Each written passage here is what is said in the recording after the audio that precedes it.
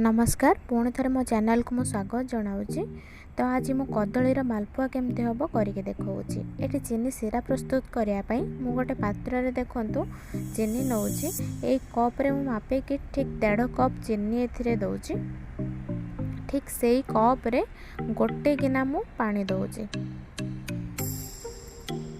ठीक अच्छे तो देखो मुझे गरम करुँची जे पर्यंत चीनी मेल्ट न हो तो से पर्यंत आपण स्पून साहाय्य गोलेबे।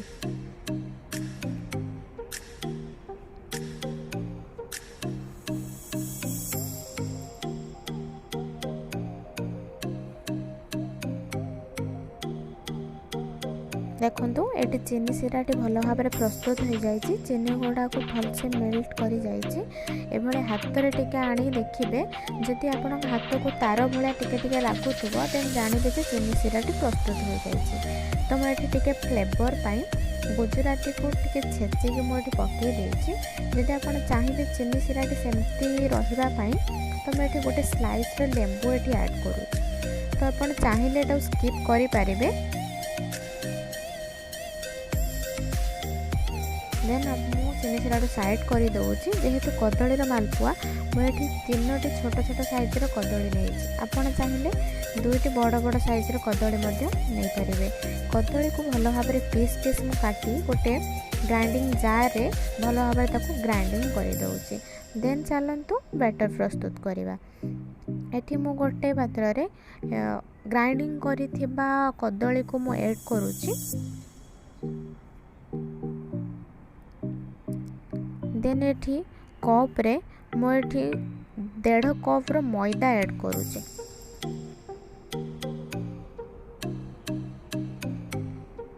आपण ध्यान रखिबे सब बेले मालपुआ प्रस्तुत कला बेले मेजरिंग ठीक रखिबे। जेहेतु मु 1.5 कप रो मैदा ऐड करिछि एथिरे मात्र मु 2 स्पून रो सुजी देउछि।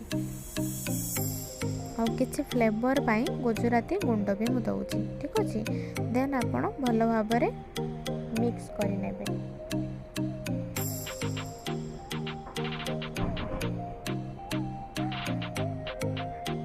देखंतु मुझे कदलीर जेहेतु पड़ी बैटर तो मुझे गोले सारा पर ये जो क्षीर मु ऐड करुच्ची हल्का मु उषुम करी क्षीर को बेसी फटेनी जस्ट उषुम करी मु क्षीर रे गोलूँ। ध्यान रखिए एथिरे पानी ऐड करेनि।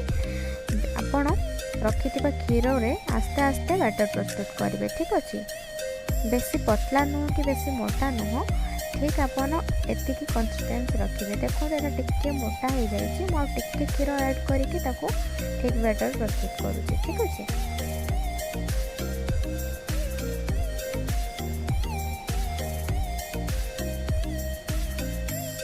देखो ये बैटर प्रस्तुत हो जाए। देन चलतु मालपुआ छाणिया प्रस्तुति आरंभ करवा। मुझे कड़े रे तेल गरम करी बस बैटर टिके ट्राए करुच्ची पकईकि कि नहीं। देखो भल भाव में केमती फुली ऊपर को उठी आसूसी। देन जानते आप तेलटी ठीक गरम हो जाए। देन मुझे डंकी साहाय्य छोट छोट मालपुआ करी आपको देखा। ठीक अच्छे आपड़ चाहिए बड़ साइजर मालपुआ भी बनई पारे। मुझे फास्ट छोट कर देखा। मन रखु आपड़ जिते अधिक बैटर पकेबे सेते अधिक मालपुआ हम। आपड़ जदि चाहिए प्लेन आपड़ कड़े रे ट्राए करेंगे। देखो ये फुली केमती प्रस्तुत हो जाए मालपुआ।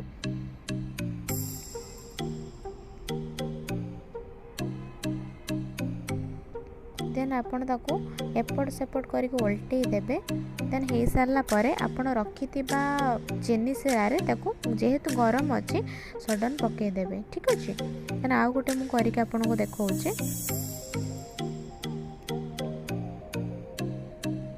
देखो केमिति फुली की सडन ऊपर उठी आसूची।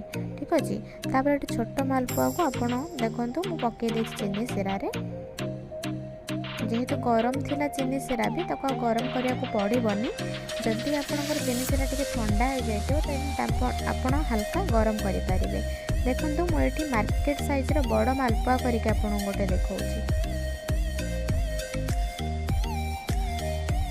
ठीक अछि आपण चाहिए एटा मो गोटे छोट कप रे बैटर प्रस्तुत करिछि। देखंतु किंतु आप मार्केट साइज मालपुआ प्रस्तुत हो जाए। ଆପଣ ଚାହିଁଲେ ଇଚ୍ଛା ଅନୁସାରେ ଛୋଟ ମାଲପୁଆ ବଡ଼ ମାଲପୁଆ ଆପଣଙ୍କ ଇଚ୍ଛା ଅନୁସାରେ ଆପଣ ସେପ୍ ଦେଇପାରିବେ। ଠିକ୍ ଅଛି।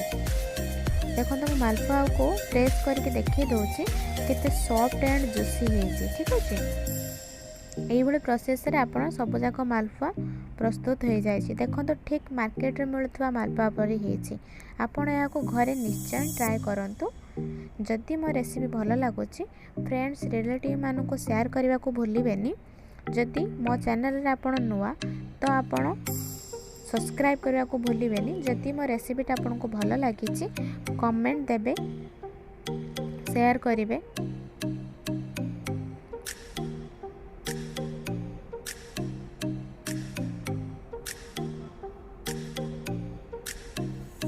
ନେକ୍ସଟ ମୁଁ ଆସିବି ଗୋଟେ ନୂଆ ରେସିପି ନେଇ। ଧନ୍ୟବାଦ।